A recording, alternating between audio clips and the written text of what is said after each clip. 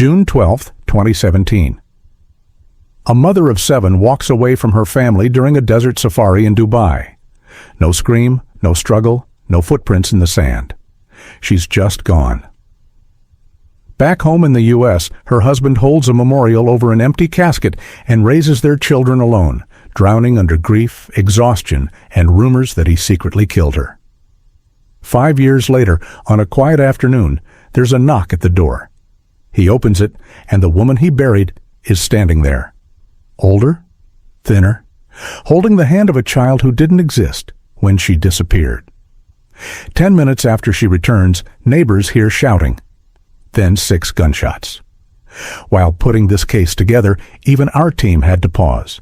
Not because of violence, but because of how deeply human and devastating this story becomes once the truth unravels. If you think you're ready, let's start with long before she vanished, because nothing about what happened next is what anyone expected. Welcome back to True Crime Retold, where we uncover cases that test everything you think you know about human nature. If you find our deep dives as gripping as we do, please take a second to hit like, subscribe, and turn on the notification bell so you never miss a new case. Now, let's get into it. Some stories begin with a mystery, a disappearance, or a crime, but this one begins long before any of that, long before Dubai, long before the desert, long before the headlines. It begins with 2 families, 2 belief systems, and a girl who learned from her earliest breath that her life did not belong to her. To understand the choices Naomi Renee Coleman would later make, you have to understand the world she came from. Her father, Marcus Coleman, was born in Detroit in 1973, a city known for its music, its industry, and its churches. His father pastored a small but devoted Pentecostal congregation, a tight-knit circle where the lines between home and church were blurry. His mother was the choir leader, the type of woman who prayed with her eyes closed and sang with her whole chest, who believed faith was something you lived every minute of your life. Marcus grew up in a household where no argument lasted longer than the next Bible verse, and no decision was made without asking what God wanted.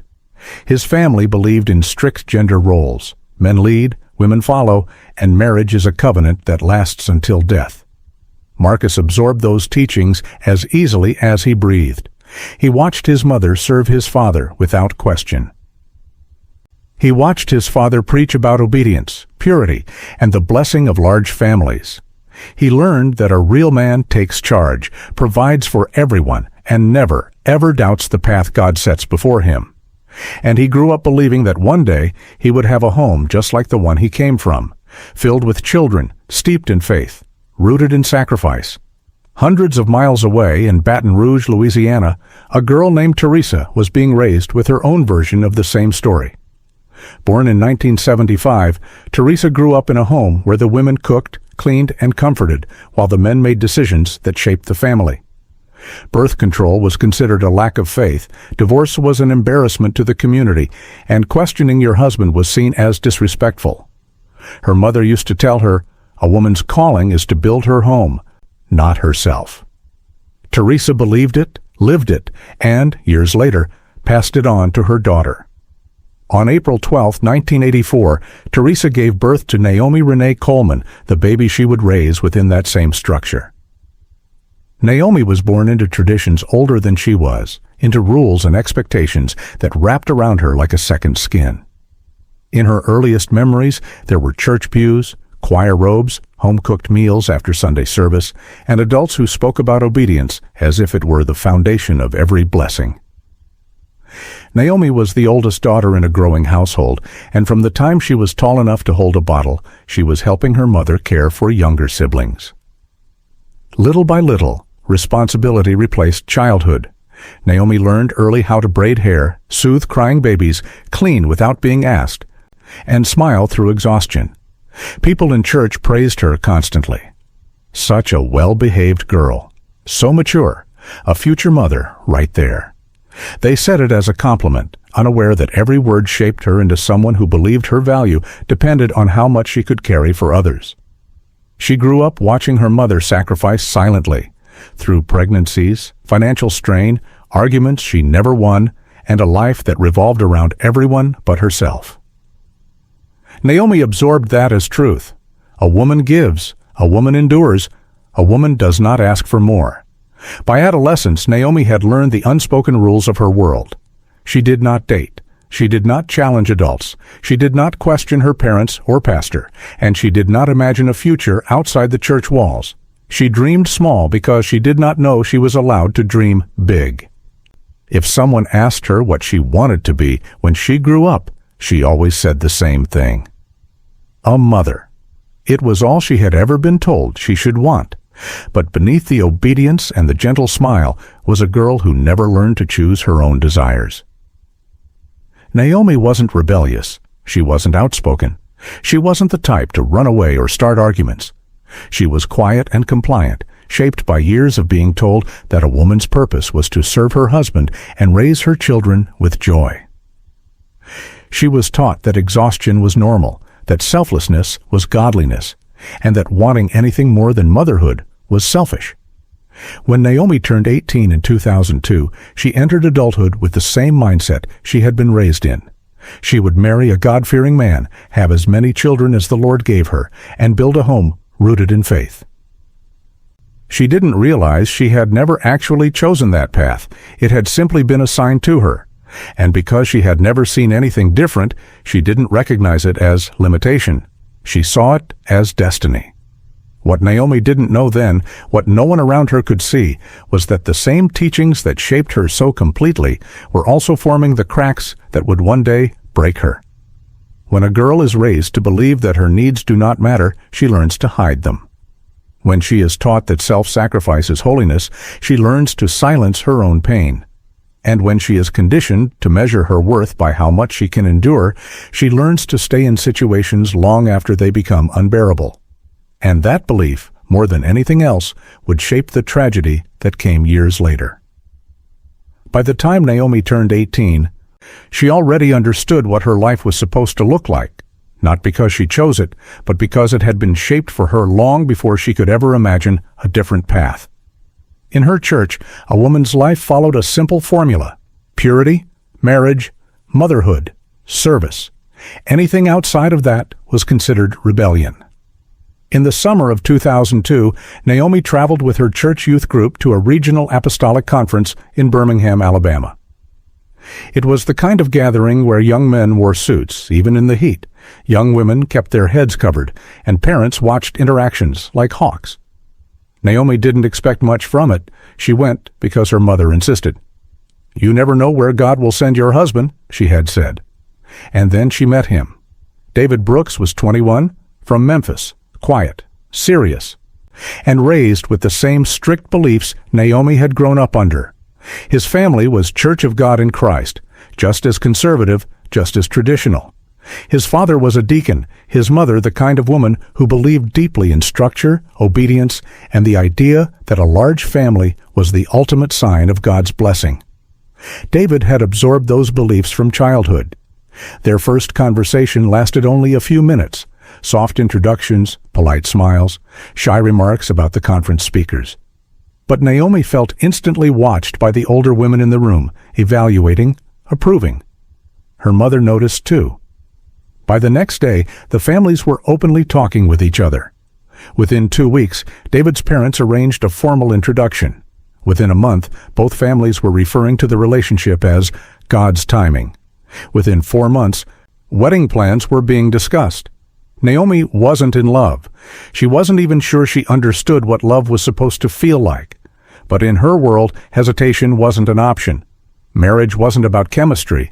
It was about faithfulness, stability, duty. The church elders encouraged her. Her mother pushed her gently but firmly. "This is the life you were raised for," she would say. "David will be a good husband if you honor him." Their courtship was rigid, carefully supervised, free of physical affection. They talked mostly about Scripture, church responsibilities, and David's dreams of raising a big Christian family. Naomi nodded politely, even when anxiety stirred in her chest. He spoke often about children, how many he hoped for, how blessings shouldn't be limited, how birth control was a lack of trust in God. Naomi smiled through it. telling herself she would grow into the role. On December 14, 2002, Naomi and David married in a Memphis church, surrounded by both families. She wore a simple white dress, her veil pinned tightly to her hair. David looked proud, composed, certain. Naomi felt mostly numb, nervous but obedient, stepping into a life that had been shaped for her more than chosen by her. After the ceremony, her mother hugged her tightly and whispered, "A good wife honors her husband. A good woman gives him children. Trust God, and everything else will fall into place."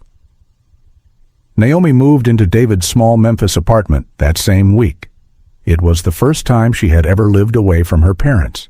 Her new life came with expectations immediately. Cooking, keeping the home, early morning devotion, attending every church service, and preparing herself for motherhood sooner rather than later. David spoke of it casually, as if it was already decided. He believed their family should be as large as God intended, and he expected Naomi to share that conviction. She tried to be everything the church taught her to be: gentle, obedient, grateful. She convinced herself that this was the beginning of a blessed life, even when uncertainty crept in at night, even when she wondered privately if she was ready for the enormous responsibility that everyone else seemed thrilled to place on her shoulders. But in 2002, she kept those thoughts to herself. She was newly married, young, hopeful, still believing that if she followed the path laid out for her, the feelings of fulfillment would come eventually. She didn't know yet that life had a much harsher path waiting, one she could never have imagined at 18. Naomi entered marriage believing that motherhood would eventually feel natural, that her heart would expand with every child the way her church promised it would. In the beginning, she tried to embrace that belief. 5 months after the wedding, she was pregnant. Her first child, Isaiah, was born on August 20th, 2003. Naomi was 19, inexperienced, exhausted, and suddenly responsible for a life she barely felt ready to raise. Still, she forced herself to smile, to attend church with the baby wrapped in blankets, to accept the praise from women who told her that her purpose had officially begun. Inside, she felt overwhelmed, but she pushed the feeling down. Everyone told her that motherhood was joy. So she convinced herself it would become joy eventually. Her second child, Caleb, arrived on May 14, 2005. Naomi was 21 and already worn thin by the demands of raising 2 infants on a single income while managing the expectation that she had to be grateful for every moment. She was constantly tired, constantly behind on chores, constantly trying to live up to an ideal that felt impossible. The church celebrated her growing family, but no one asked if she needed help. In their eyes, exhaustion was just part of being blessed.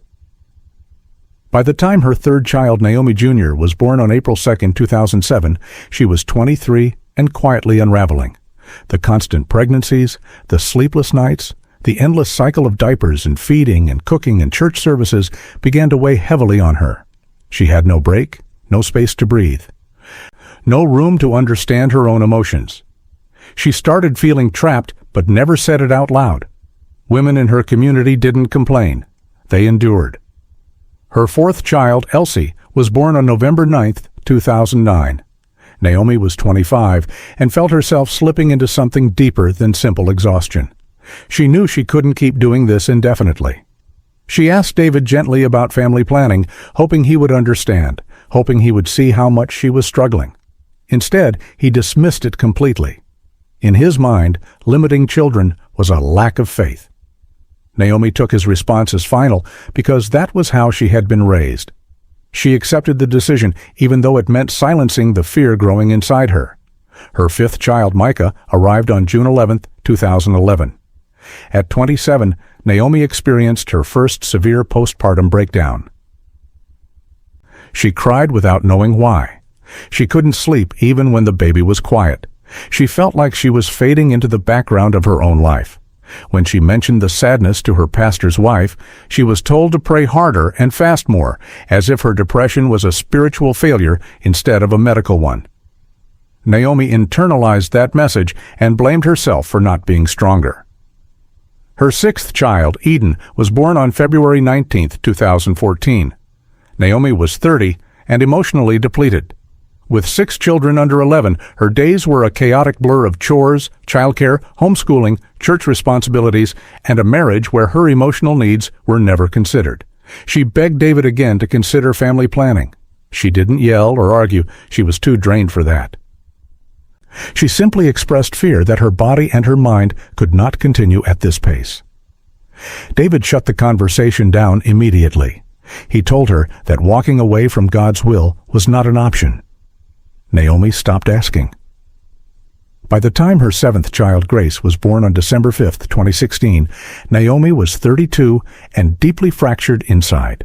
Her body was worn down from years of pregnancies. Her mind was stretched thin from constant care. Her identity had dissolved into an endless cycle of responsibility. She felt invisible, unheard, and spiritually suffocated. She began experiencing long moments where she simply stared at the wall, unable to move, unable to think, unable to recognize her own reflection. And yet no one noticed. Her community saw 7 children and called her blessed.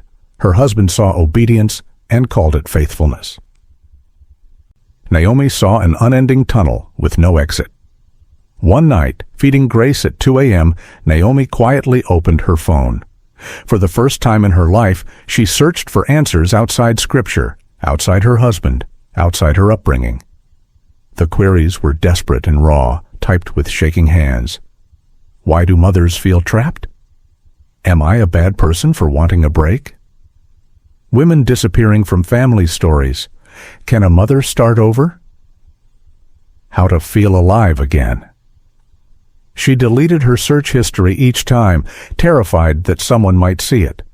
She wasn't planning anything. She wasn't trying to escape yet. She just wanted to understand why she felt like she was drowning while everyone told her she should be grateful. Her late-night Googling wasn't a plan. It was a cry for help, a silent admission that something inside her was breaking and that she couldn't speak those words out loud to anyone in her life. By 2016, Naomi had spent nearly 14 years pregnant, breastfeeding, or recovering. She had given birth 7 times in 13 years. She had never lived a year of adulthood without the weight of motherhood pressing against her chest. And for the first time, she began to understand a painful truth. If she didn't find some kind of relief soon, she was going to disappear emotionally, even if she stayed physically present.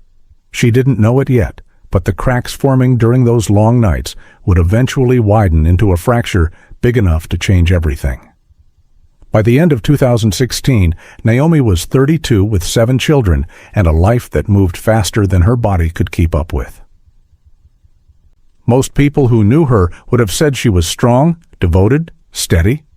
They saw her every Sunday in the same church pew, her children lined up in freshly ironed clothes, her youngest sleeping against her shoulder. They saw discipline, structure, and a woman who never complained. What they didn't see were the moments in between, the small pauses that had slowly begun to fill her days. Pauses she didn't plan, didn't understand, and couldn't fully explain. After Grace's birth, something inside her shifted. It wasn't dramatic. It wasn't obvious. It wasn't even something she could name. It was more like a heaviness settling across her chest, the kind you don't notice until you try to breathe deeply and realize you can't. She still completed everything required of her, but her movements felt slower, her thoughts more scattered, her presence more fragile than before. She found herself standing still in the kitchen longer than necessary, staring at the sink before remembering what she was doing. She found herself drifting during conversations, listening to words but feeling unable to respond. She caught herself forgetting small things, where she placed the baby's pacifier, whether she'd already started the laundry, if she'd eaten that day. None of this looked concerning from the outside. If anything, it looked like normal exhaustion. But inside, Naomi felt something unraveling. She wasn't angry at her life. She wasn't resentful of her children. She loved them with a kind of devotion that almost frightened her. But love didn't change the reality that she had been pregnant, breastfeeding or recovering for nearly 14 straight years. Her body felt older than she was. Her mind felt constantly overloaded. She existed in a state of permanent alertness, always listening for a cry, always anticipating the next need. David didn't notice the difference. To him, Naomi's quiet was Naomi's normal. She had always been soft-spoken, always reserved, always deferential. When she seemed distant, he assumed it was simply fatigue or postpartum adjustment. When she moved slower, he assumed she needed rest. When she forgot something, he assumed she was overwhelmed by multitasking. He never questioned whether something deeper might be happening. In his mind, Naomi was dependable, steady, unshakable, and he held on to that belief because it made everything else easier to manage. Naomi didn't correct him. She didn't know how. She wasn't used to talking about her feelings. She didn't have the vocabulary for what she was going through. In her upbringing, sadness was fixed with prayer, silence was strength, and emotional struggle was something you endured quietly because other women had endured more. Instead of expressing her distress, she tried to make herself smaller, laugh less, ask for less, expect less. She moved around the house like a shadow of herself, still performing the duties of a mother, but no longer feeling connected to the rhythm of her days. Moments that used to bring her joy, reading bedtime stories, cooking Sunday meals, brushing her daughter's hair, now passed by in a blur. She still did everything, but it felt like she was functioning through a thick layer of fog. At night, when the house finally went quiet, the emotional weight settled on her the hardest. She would lie awake long after the baby fell asleep, listening to the refrigerator hum in the kitchen, feeling the pressure behind her eyes, wondering why her chest felt so tight. Sometimes she cried without making a sound, wiping her face quickly so she wouldn't leave evidence on the pillow. Other nights she simply stared into the dark, unable to rest even though she was exhausted. Her world had become routine, predictable, and heavy. She wasn't unhappy with her children. They were the one part of her life she never doubted. But she felt worn down by the endlessness of it all. There was never a pause button, never a moment where she felt allowed to stop moving. Never a day where her needs came before someone else's. What worried her most was how easily she hid it. She could wake up, braid her daughter's hair, cook breakfast, pack lunches, clean the living room, and attend church without anyone suspecting that something was wrong. She had learned long ago how to hold herself together in public. She had learned how to fold her distress into quiet corners that no one could see. She didn't view this as deception. It was survival. What changed in early 2017 wasn't her behavior, but her mind. She found herself lingering on small, ordinary things. Documentaries about faraway places, photos of quiet landscapes, short videos of other families living lives that didn't look like hers. She didn't imagine herself in those places. She didn't wish for anything unrealistic. She simply found peace in watching things that weren't loud, crowded, or demanding. It was the closest thing she had to solitude. She also became more withdrawn around David, not intentionally, not angrily, but naturally. Like someone slowly fading from a picture. She answered his questions with shorter responses. She sat at the edge of the bed instead of beside him.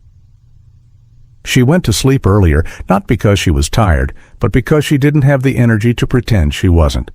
Nothing she did looked out of place. Nothing she did looked suspicious. It all looked like a tired mother adjusting to another newborn. But the cracks were there, small, quiet, and invisible, unless you knew where to look. Naomi never thought of herself as unstable. She never imagined she was nearing a breaking point. She told herself she simply needed rest, or a moment to gather herself, or a little time for her hormones to settle after 7 pregnancies. She believed she would stabilize eventually. She didn't know that the exhaustion she carried wasn't temporary.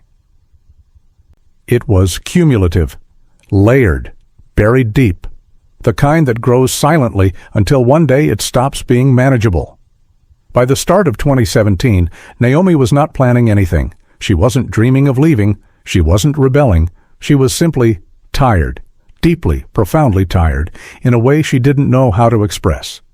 And the people around her, the ones who loved her, had no idea how close she was to breaking. When the Brooks family announced they were going to Dubai, everyone at their church treated it like a miracle. A family of 9 traveling across the world wasn't something people in their community did often. David had been working overtime for months, and between his bonuses and a few church fundraisers meant to bless the Brooks household, the trip finally became possible. It was meant to be a celebration, a rare chance for the family to breathe, relax, and enjoy something outside their usual routine. The children were ecstatic.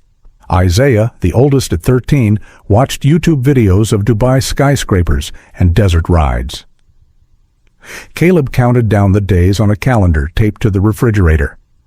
The younger ones didn't fully understand where Dubai was, but the excitement in the house was enough to carry them along. Every evening was filled with questions about camels, beaches, malls, and flights.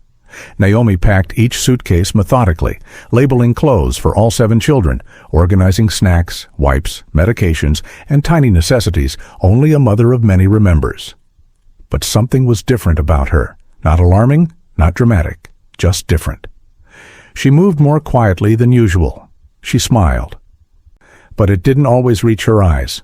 She didn't express excitement the way the children did, nor did she share David's enthusiasm when he talked about sightseeing schedules and desert tours. She behaved as she always did, responsible, organized, attentive. But there was a distant quality to her, as if she were physically present but mentally somewhere else.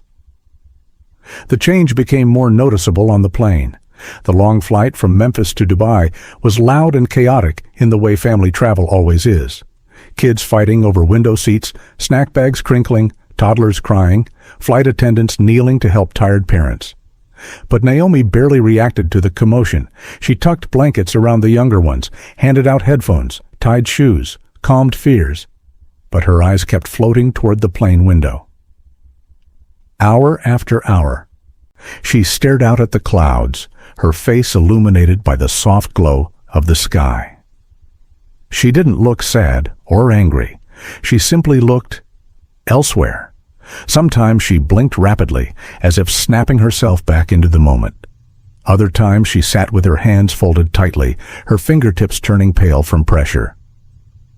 David assumed she was tired. 7 children on a 16-hour journey would exhaust anyone. He kissed her forehead once, told her to rest, and she nodded, but her eyes went right back to the window. When the plane descended over Dubai, the cabin filled with the children's excitement. They pressed their faces to the glass, gasping at the bright skyline, the coastline, the endless stretch of sand. Naomi watched them and smiled softly, but there was a quietness in her expression that didn't match the energy around her. At the airport, everything felt overwhelming. The heat hit them instantly. The language, the architecture, the crowds, everything was unfamiliar. David handled the passports and luggage, while Naomi held the younger children close. Her grip was gentle, but firm, as if she were anchoring herself through them. The family settled into a mid-range hotel outside downtown Dubai. It wasn't extravagant, but to them it felt luxurious. Large rooms, big windows, the distant sight of tall buildings glittering at night. The children jumped on the beds, pressed every light switch, opened every drawer. David pulled out the itinerary he had printed weeks earlier, pointing out which days they would do beach visits, desert tours, theme parks, and the famed Dubai Mall. Naomi unpacked slowly, placing clothes into drawers, lining up toiletries, smoothing out the wrinkles in the children's outfits. When she finished, she opened the curtains and looked out at the city lights. David stood beside her and said something about how blessed they were to be here. Naomi nodded, but her response was quiet, almost fragile. Throughout the first couple of days, Naomi continued acting slightly out of rhythm. She participated in everything, helping the kids choose souvenirs, guiding them through crowded markets, taking photos, preparing snacks before excursions. But there were moments when she drifted mentally. She would stare at the horizon longer than necessary. She walked a few steps behind the family instead of beside them. She seemed to absorb the environment differently, as if she were studying everything carefully, imprinting it. David didn't question it. His focus was on managing 7 kids in a foreign country. But he noticed one small thing. Every now and then, Naomi would ask for a moment alone.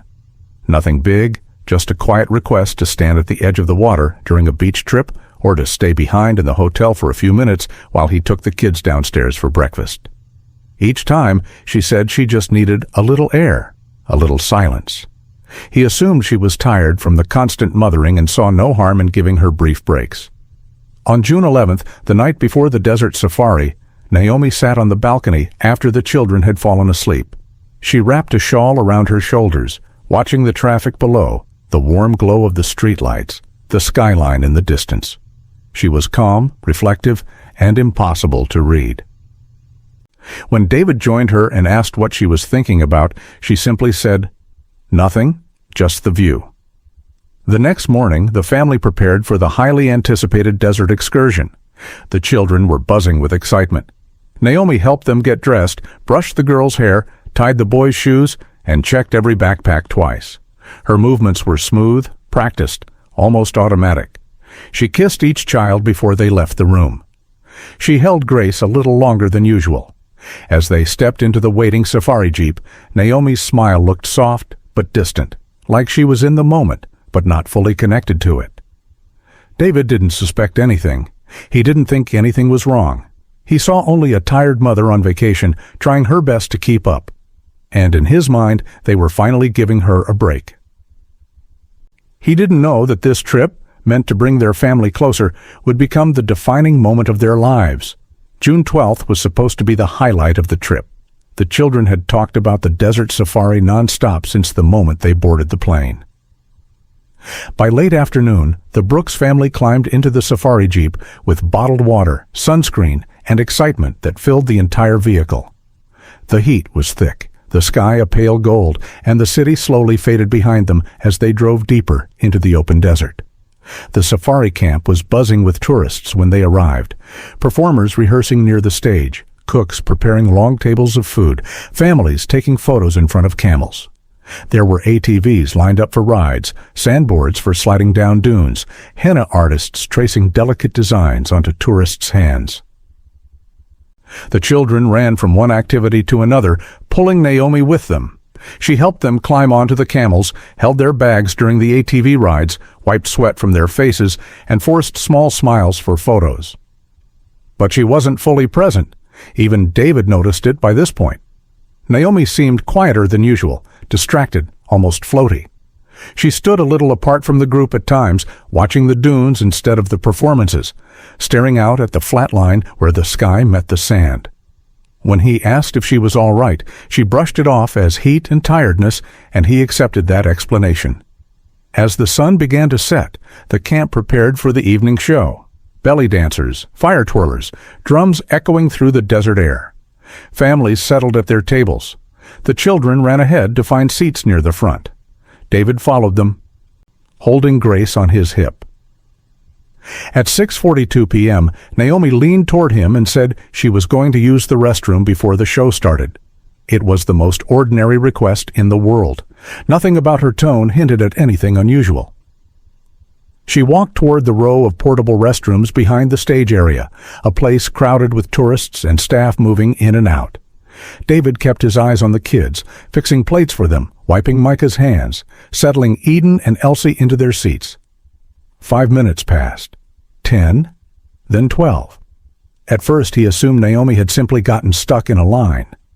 But as the show music began and she still hadn't returned, he started glancing toward the restroom area with growing uncertainty. At 7:05 p.m., he took the children with him and went looking for her. She wasn't there.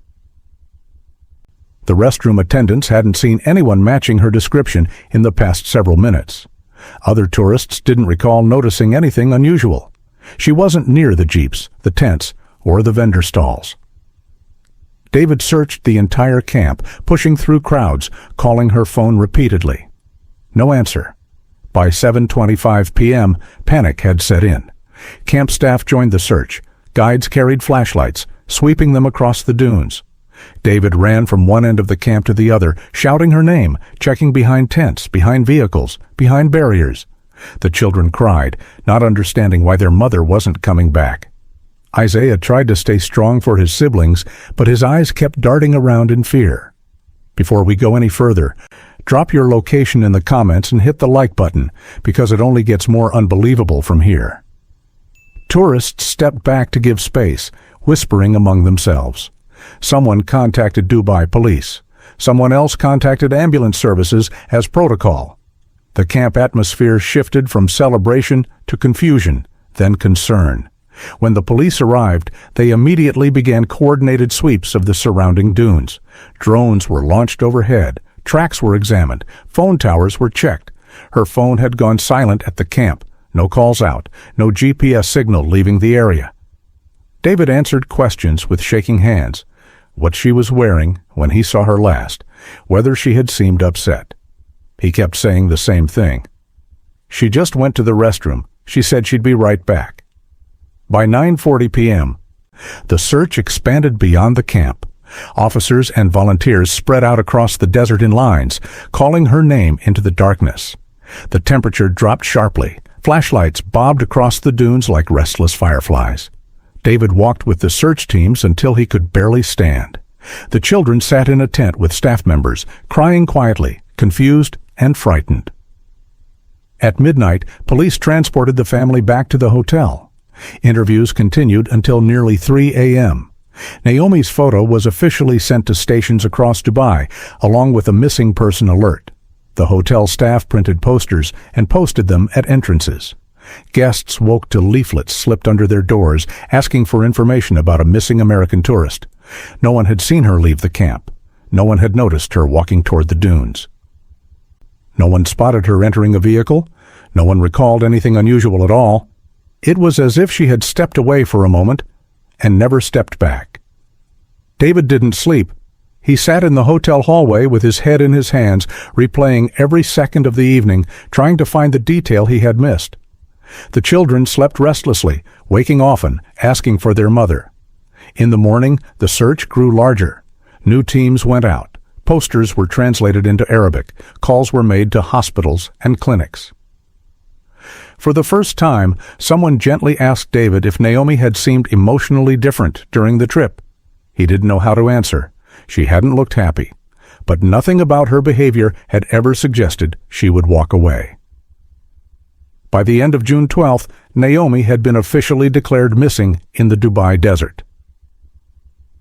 And no one, her husband, her children, the tourists, the authorities, had any explanation for how a woman could vanish in seconds in a place full of people.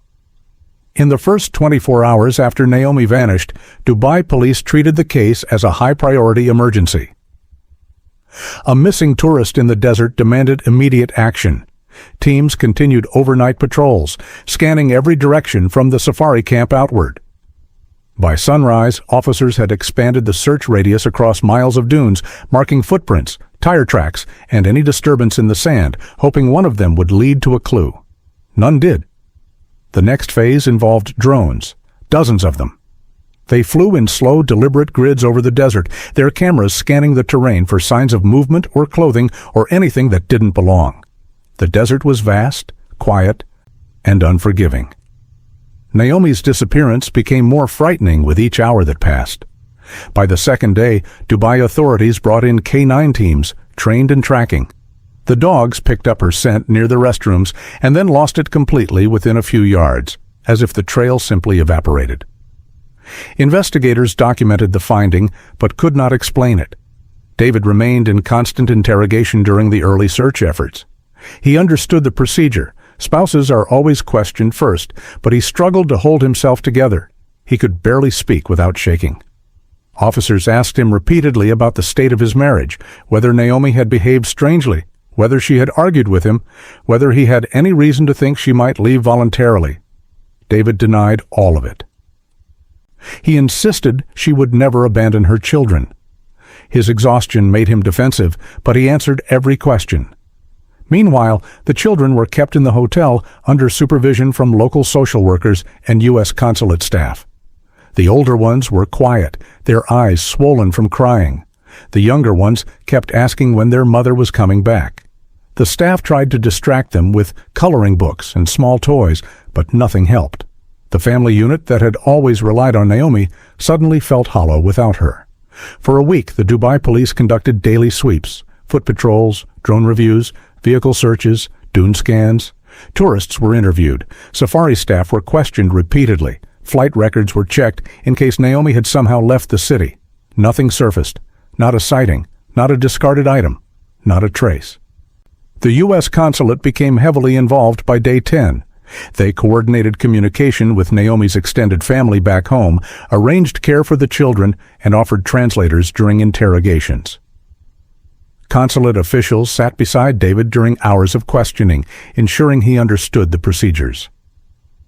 There were moments when David's grief became overwhelming, and he had to step out of the room to breathe.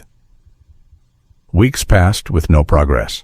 The desert does not preserve evidence. Winds shift sand constantly, wiping away footprints and traces overnight. Investigators explained this to the family, though gently. By early July, the tone shifted from active rescue to search and recovery. David refused to accept it. He continued checking with officers daily, asking if new drone footage had come in, if new tips had emerged, if someone had called with a possible sighting. Nothing. By late August, nearly 3 months after Naomi disappeared, Dubai investigators compiled their final report. No evidence of homicide, no evidence of abduction, no evidence of voluntary departure, and no evidence of survival. The report cited environmental hazards, heat, dehydration, disorientation, as possible contributing factors. They explained that the desert can claim a person quickly and quietly. The case was turned over to the U.S. authorities, who conducted their own limited review. By September 2017, the investigation in both countries had reached the same conclusion. Naomi was gone, and the conditions of her disappearance made recovery unlikely. She was officially classified as presumed dead. David signed paperwork he never imagined signing at 36 years old. The children returned to the U.S. under family supervision, their mother's name placed on a growing list of American citizens lost abroad. Church members held prayer vigils. Posters were shared online for months, though no new leads ever emerged. By early 2018, the search was closed. Not solved. Just closed. No body, no belongings, no answers. Just a woman who stepped away for a moment and never returned. Take a second and tell me where you're watching from. And hit the like button, because from this point on, the story gets even harder to process. When the Brooks family returned to the United States without Naomi, they came home to a life that looked the same on the outside, but had been ripped apart on the inside. The house felt wrong immediately. Every room carried her fingerprints, her folded blankets, her labeled bins of children's clothes, her half-finished grocery list on the refrigerator. Her presence was everywhere except where it mattered. In the doorway, calling the kids inside. In the kitchen, humming softly. On the couch, holding the baby. The absence was suffocating. David kept telling himself he had to be strong for the children, but strength doesn't come naturally to a man who has been shattered. He barely slept. He would sit on the couch long after midnight, staring at nothing, replaying every second of their trip, every moment he could have, should have, noticed something. He blamed himself for not checking on her sooner, for not walking with her to the restroom, for not sensing that anything was wrong. The guilt became a constant weight pressing on his chest. Within weeks, the pressure began to show. He missed shifts at work. He arrived late, unfocused, distracted. Supervisors pulled him aside, asking if he needed time off, but time off didn't help. He forgot assignments, mixed up reports, snapped at colleagues. In the fall of 2017, he was quietly let go. Losing his job didn't shock him. He had felt it coming, but it deepened the free fall he was already in. Bills piled up. Notices arrived in the mail. The children needed food, clothes, medication, and school supplies. The weight of 7 young lives pressed against him without mercy. The church community that had once supported them began to shift too. At first, they brought casseroles, offered prayers, whispered condolences. But whispers have a way of becoming rumors. The longer Naomi remained missing, the more people began to speculate in ways that cut deeply. Some wondered if Naomi had walked away on purpose. Others insinuated darker things, that David knew more than he was saying, that he had snapped under pressure, that something about the story didn't add up. None of these accusations were spoken openly, but David could feel them in the pauses during conversation, the shift in eye contact, the way some church members suddenly grew distant. He stopped attending services regularly because every sermon, every prayer request, every well-meaning hug ripped open a wound he couldn't close. The children suffered in ways no one expected. Isaiah, the eldest, became quiet and withdrawn. He carried responsibility he was too young to hold, helping with the younger kids, managing household tasks, trying to protect his siblings from the emotional chaos around them. At 13, he was already developing insomnia. He stayed awake late into the night, listening to the house creak, terrified that something else would go wrong. Caleb became angry. Small things triggered him: misplaced homework, spilled milk, a sibling using his toys. He fought in school, snapped at teachers, and was suspended twice. Underneath the anger was fear, but children rarely know how to voice fear. They only know how to break under it. Naomi Jr. became anxious. She bit her nails until her fingers bled, flinched at loud noises, and cried if she couldn't see her father in the same room. She slept with a nightlight until she was nearly 11, convinced her mother had been taken by something in the dark. Elsie, the fourth child, began wetting the bed again. She would wake up screaming some nights, insisting she saw her mother standing in the hallway. These episodes terrified her siblings, especially the younger ones. Micah developed behavioral problems in school. He couldn't concentrate. He cried frequently, sometimes hiding under his desk. When teachers asked what was wrong, he simply said he missed his mom. Eden barely remembered Naomi's voice. She tried to imitate her mother's routines, tying her siblings' shoes, brushing Grace's hair, because she associated taking care of others with love. But she did it clumsily, in a way that broke David's heart. And Grace, the baby, grew up without a real memory of the woman who gave birth to her. She learned her mother's face through pictures, not moments. Sometimes she pointed at photos and called Naomi "that lady," not understanding who she was. Other times she asked why she didn't have a mommy like other children at daycare. Every question pierced David, but he answered each one with the same soft lie. Your mommy loved you very much. Financially, emotionally, spiritually, the family was falling apart. The house deteriorated, laundry piled up, meals became simpler, quickly thrown together, birthdays were under-celebrated, holidays felt incomplete. David tried to compensate, tried to create moments of normalcy, but grief overshadowed everything. In 2019, the first eviction notice arrived. They moved to a smaller apartment, leaving behind the home where Naomi had raised all 7 children. Packing her belongings was one of the hardest days of David's life. He folded her dresses carefully, unable to throw them away, unable to understand why touching them felt like reopening a wound. By 2020, depression had eroded nearly every part of David's identity. He gained weight. He stopped answering phone calls. He avoided mirrors. He spoke less, smiled less, lived less. The man who once carried his household with steady hands now felt like he was sinking every day. Friends offered help at first, but people have their own families, their own responsibilities. Slowly, support faded. Slowly, the Brooks family became just another story that the community whispered about in past tense. By 2021, some of the children openly questioned whether their mother had left on purpose. Others held on to the belief that she had died somewhere alone and scared. The uncertainty became its own trauma, one that never healed because there was never an answer. By 2022, 5 years had passed and Naomi was still missing. And the Brooks family, once full, once loud, once closely knit, had become a wounded, fractured household trying to survive a loss that offered no closure. This chapter of their lives wasn't defined by what they knew. It was defined by everything they didn't. Before we continue, let me know your location. Hit the like button and subscribe. What comes next will completely change how you see this case. 5 years after Naomi's disappearance, life in the Brooks household had settled into a painful rhythm. David worked whatever jobs he could find. The older children helped with the younger ones, and the family kept surviving one day at a time. Naomi had become a memory, painful, blurry, fading. Most people in the community rarely mentioned her anymore. Then, in the summer of 2022, small rumors began circulating. Someone claimed a tourist overseas saw a woman who resembled Naomi. Someone else mentioned a photo online that looked vaguely like her. Another person insisted they saw a familiar face in a travel vlog. Nothing was confirmed, nothing was clear, and most people dismissed it as wishful thinking or misidentification.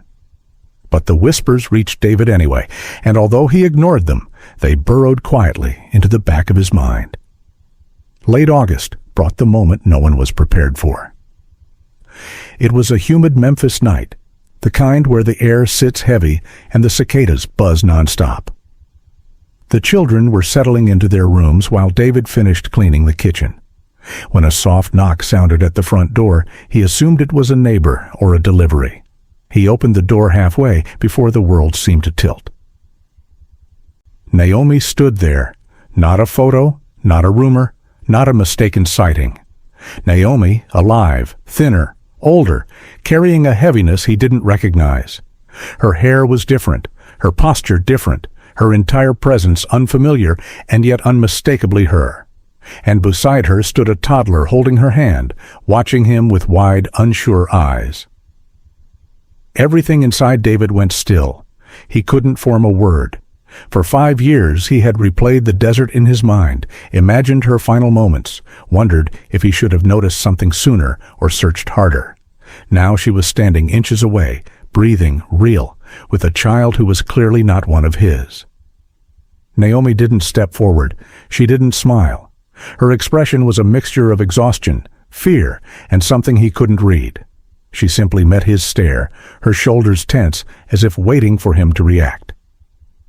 Behind him, footsteps approached softly, one of the middle children, half asleep, asking who was at the door. Naomi heard the voice and blinked quickly, like she'd been hit by something she wasn't ready for. Her hand tightened around the toddler's. David stood frozen, his mind unable to process the collision of past and present. 5 years of grief, blame, silence, and unanswered questions collapsed into a single moment on his doorstep. The woman the world believed dead was alive. The mother his children mourned was standing in front of them, and the child beside her made the situation even more impossible. She didn't explain anything. She didn't offer a story. She didn't give reasons. She only said quietly, "I didn't know where else to go." David felt the floor under him shift. The nightmare he thought he had already lived was only beginning. When Naomi appeared at the door, David wasn't just shocked. He looked physically shaken, like someone had reached into his chest and torn open an old wound. He didn't ask questions. He didn't shout. He simply stared at her, then turned away and walked inside without a word. The kids watched him closely, noticing how rigid his movements were, how long he stayed inside, how strange it felt that he didn't immediately call anyone. When he finally stepped back outside, his face looked drained and unreadable. He told the children to stay inside, then nodded for Naomi to follow him to the narrow side yard where they could speak privately. The children obeyed at first, but the tension in the air was too heavy to ignore. They hovered by the windows, straining to hear anything that could explain the impossible situation happening in front of them. The voices outside started low, too muffled to understand, but the tone was unmistakable. Years of grief, confusion, betrayal, and unanswered questions colliding in a way no words could properly contain. The argument wasn't clear, only sharp pieces cutting through the air. Naomi's voice rising in panic, David's cracking under emotional weight, the sound of something hitting the siding, feet shifting on gravel, bodies moving too close, too fast. The atmosphere shifted abruptly. Even the children could feel it. A sudden spike in intensity, a silence that lasted 1 second too long, the kind of silence that makes the hair on your arm stand up because something irreversible is about to happen. Then the gunshots tore through the yard. 6 of them, fast, violent, final. The children screamed and ran outside before the echoes even faded. Neighbors rushed toward the noise. The entire block seemed to jolt awake. When the kids rounded the corner, they froze in place. Naomi lay on the ground, her body twisted, blood spreading beneath her like someone had painted the earth in red. The toddler she brought stood nearby, sobbing, too shocked to understand anything except fear. David stood a few feet away, the gun dangling from his hand, his expression blank with horror. He didn't speak, didn't move. He looked like a man who had already left his body, staring at what he had done as if he couldn't believe his own hands were capable of it. Neighbors yelled for him to drop the weapon. Someone dragged the children back. Someone else called 911. David slowly placed the gun on the ground and lowered himself beside it, silent and hollow as the sirens grew closer. By the time police arrived, Naomi was gone. Whatever truth she carried for 5 long years, whatever story she intended to share, whatever explanation she owed her family, never made it past that side yard. By the time crime scene tape went up around the Brooks house, Naomi's death wasn't just a fresh homicide. It was a ghost crashing back into an open file from 5 years earlier. The local police didn't even realize what they were standing in the middle of until someone ran her name through the system.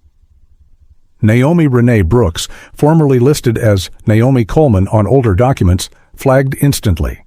Missing person, presumed dead in Dubai, June 2017.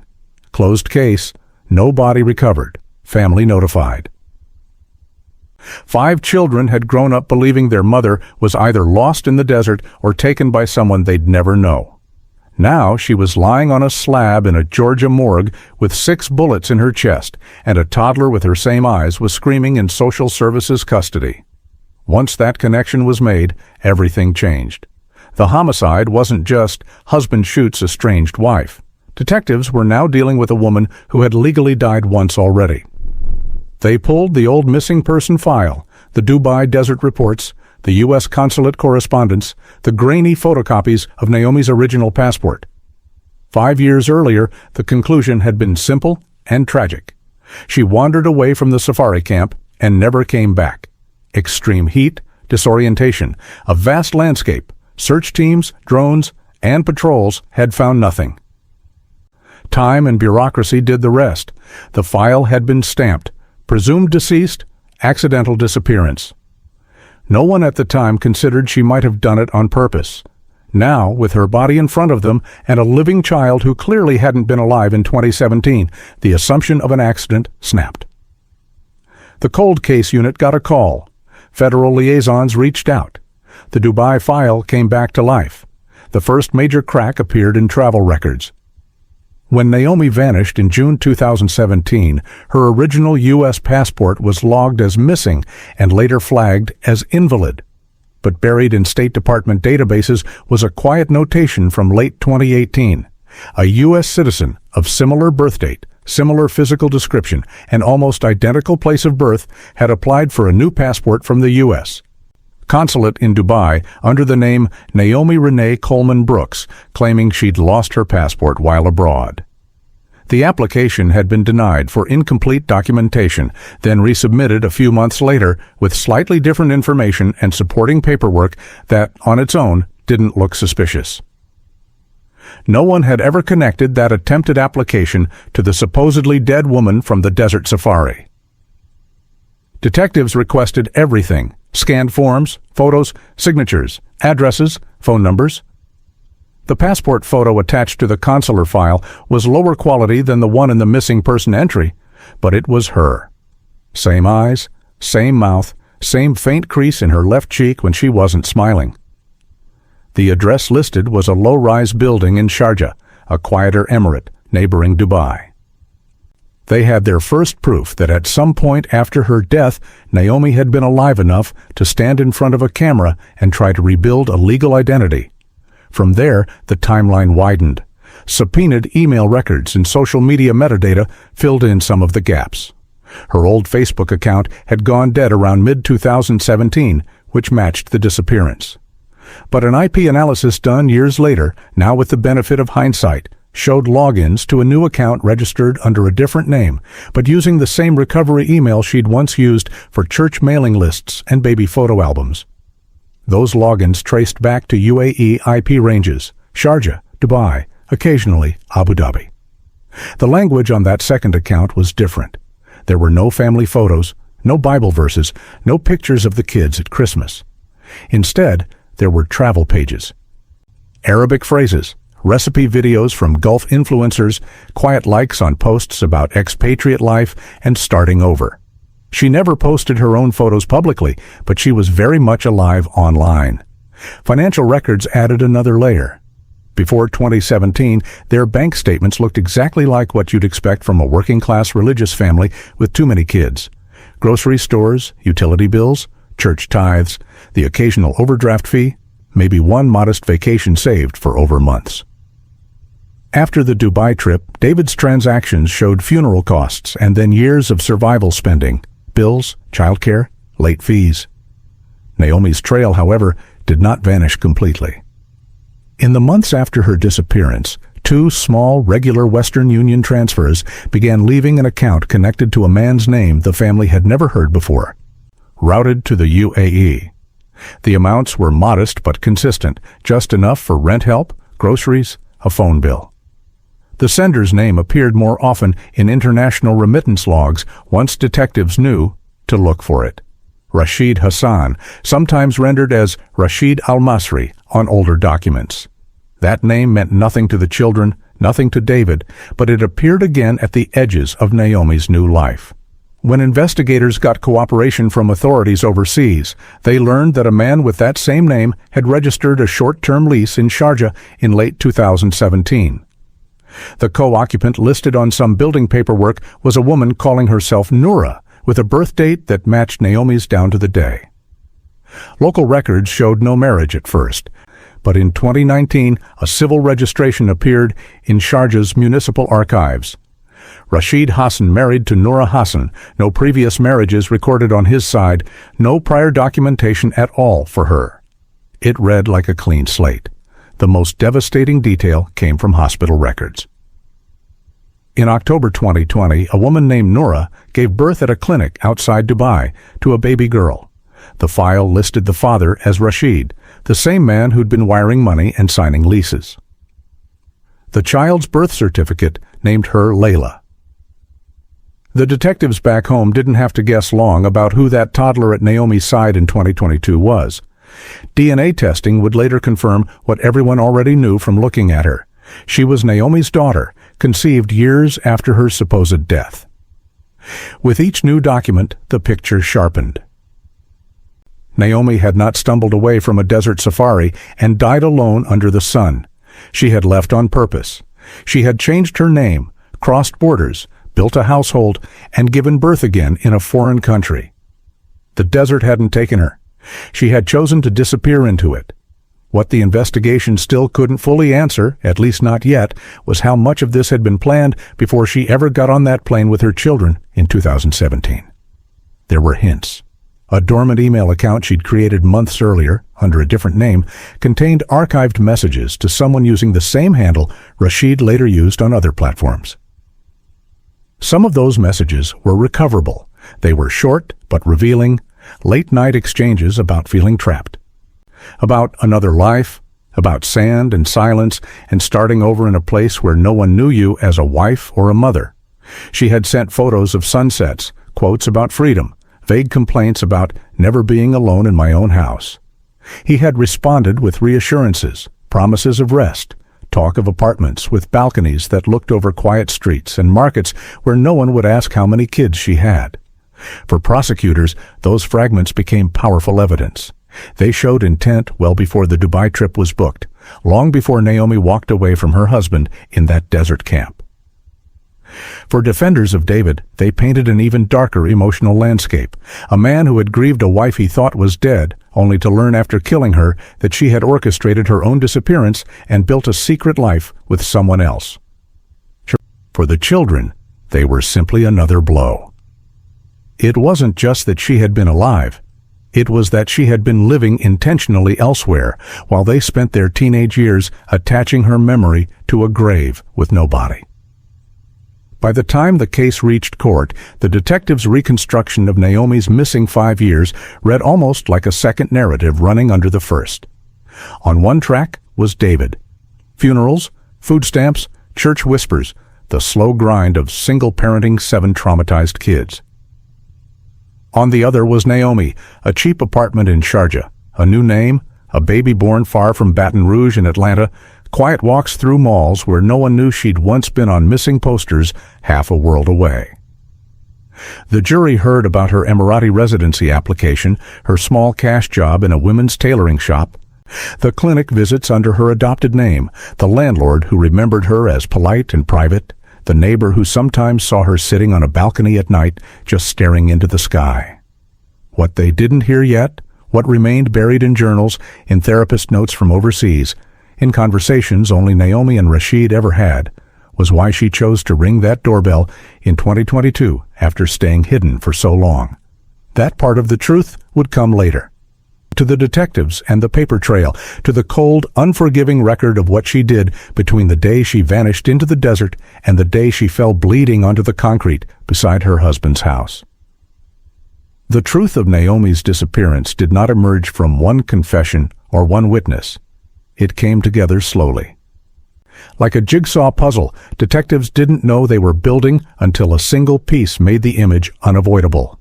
Her phone records, old accounts, overseas documents, border logs, abandoned email drafts, and Rashid's own interviews, once aligned, revealed the full picture of how a 32-year-old mother of 7 walked out of her life in June 2017 and into a new identity. It began months before the Dubai trip.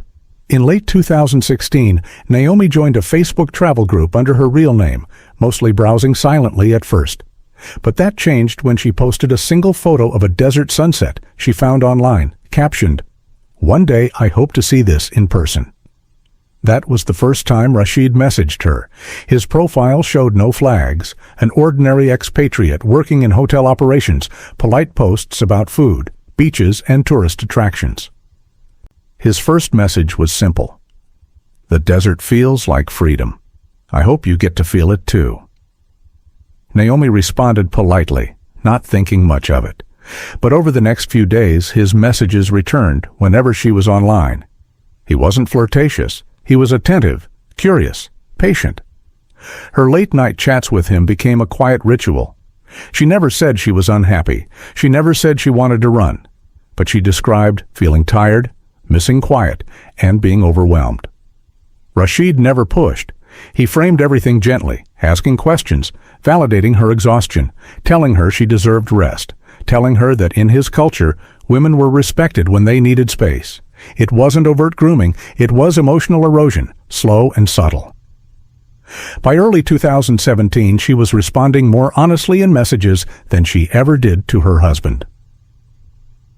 She never said, "I want to leave," but she wrote things like, "I don't recognize myself anymore," and "Sometimes I imagine silence." Rashid responded with reassurance and possibility. "Silence is possible," he wrote once. "A different life is possible." Detectives later found messages from May 2017 where Naomi mentioned, without detail, that her family would be traveling soon. Rashid replied with concern, asking whether she felt safe. She didn't reveal the trip destination until a week before departure. His only response was, "If you need help, I am here." That was the closest he ever came to suggesting anything directly. Investigators concluded he did not plan a kidnapping. He simply opened a door she was already moving toward. On June 12th, the day of her disappearance, the family visited a desert safari camp. Photos showed Naomi smiling weakly, standing beside her children, but friends later said she had appeared detached and far away in the days before the trip. At the desert camp, multiple witnesses described her as distracted. She barely ate.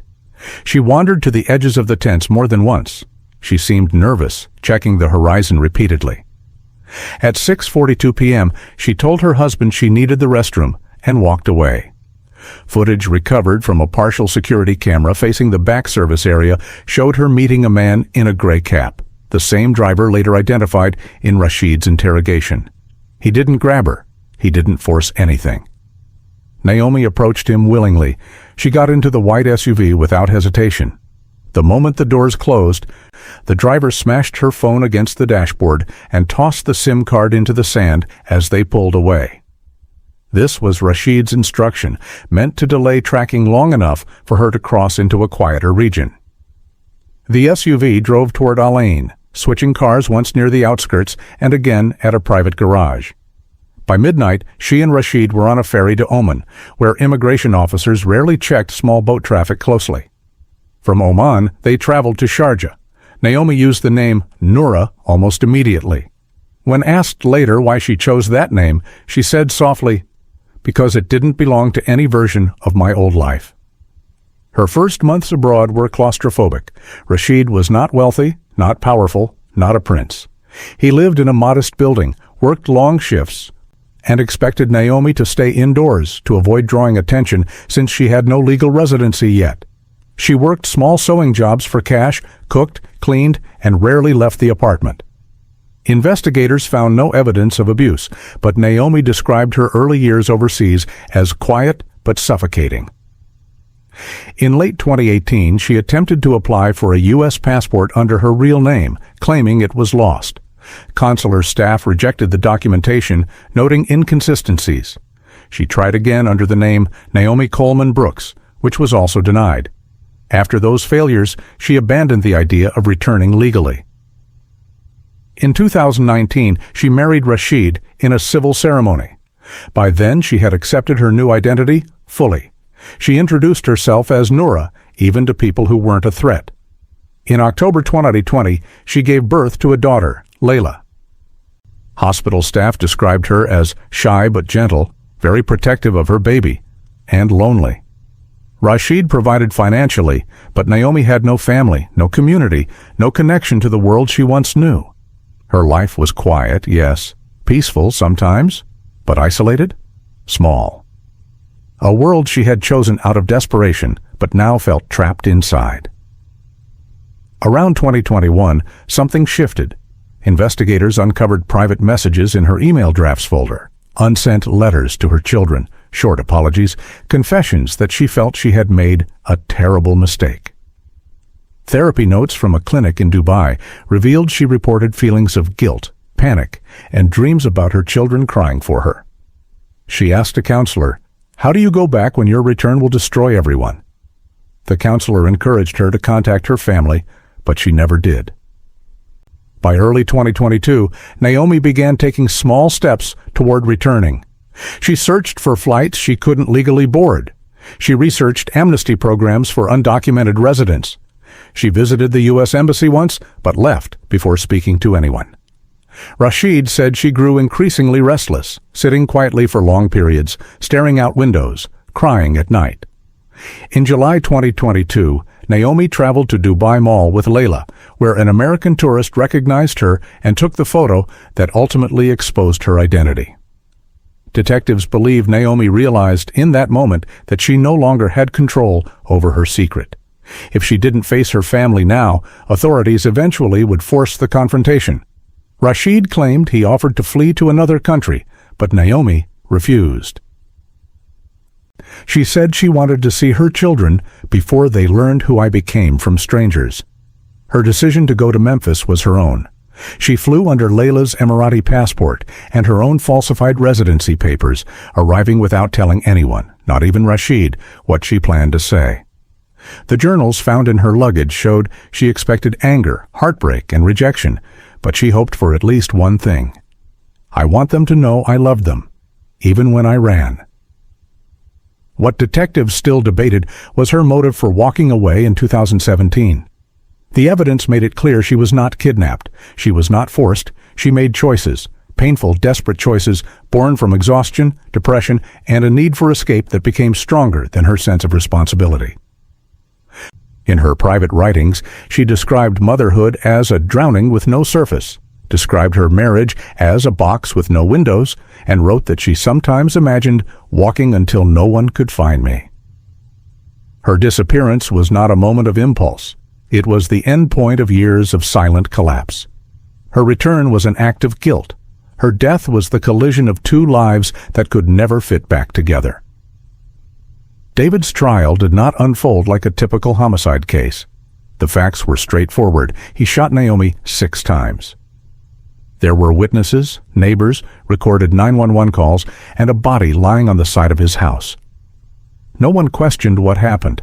The entire trial centered on why it happened and what a person can withstand before breaking. Once investigators presented Naomi's reconstructed 5-year disappearance, the emotional entanglement with Rashid, the new identity, the marriage overseas, the baby born long after her supposed death, the courtroom shifted. Prosecutors acknowledged the tragedy of David's circumstances, but argued the law could not excuse lethal violence. They described Naomi's choices as selfish but not criminal, painful but not deserving of death. They said David acted out of rage, not self-defense, and that 6 gunshots could never be explained by grief alone. The defense countered with a portrait of a man psychologically crushed long before Naomi returned. They showed his medical records: insomnia, anxiety, panic attacks, prescriptions for depression he never filled because he was too busy caring for 7 traumatized children. They showed bank statements proving years of financial struggle and church statements documenting the rumors that he had secretly harmed Naomi. They showed school reports describing children failing classes, having nightmares, crying in hallways on Mother's Day. A psychologist testified that David suffered from compounded traumatic loss, a condition where unresolved grief, guilt, and stress create a psychological fracture. When Naomi returned alive, carrying a toddler who represented a second life she chose instead of her family, that fracture collapsed. The courtroom absorbed every detail. Some jurors cried listening to the children testify.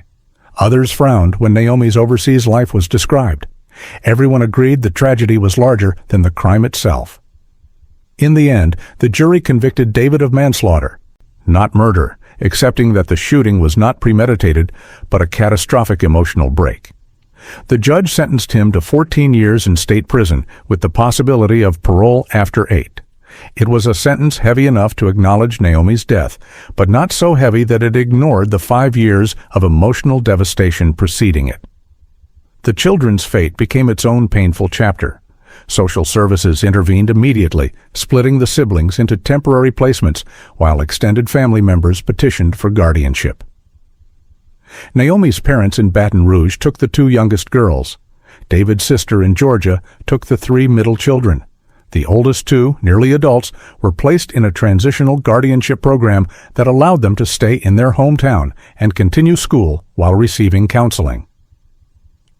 The siblings stayed in touch, but separation added another fracture to their lives. Family therapy records showed resentment, confusion, guilt, and divided loyalties. Some children defended Naomi fiercely, saying she must have been desperate. Others resented her for abandoning them.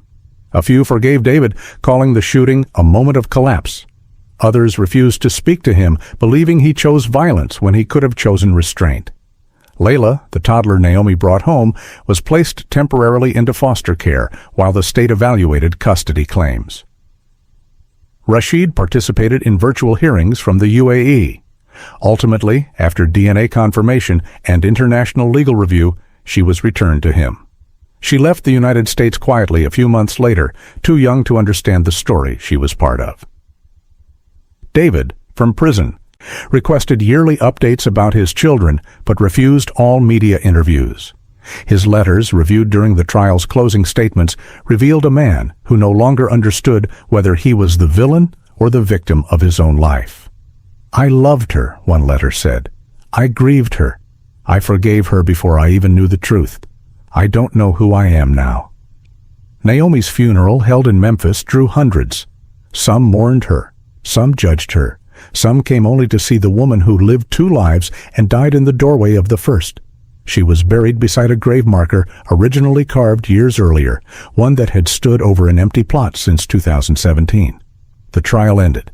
The cameras left. The public moved on. But the moral question never settled. Was David a murderer who allowed rage to eclipse reason? Or a broken man pushed past the limits of human endurance by the woman he spent 5 years grieving? Tell us what you think in the comments. If you found this story powerful or thought-provoking, don't forget to like this video and share your thoughts in the comments below. Let us know where you're watching from. Your city, your country, your corner of the world. We read them all. Subscribe and turn on notifications so you never miss the next case we uncover. Thank you for watching.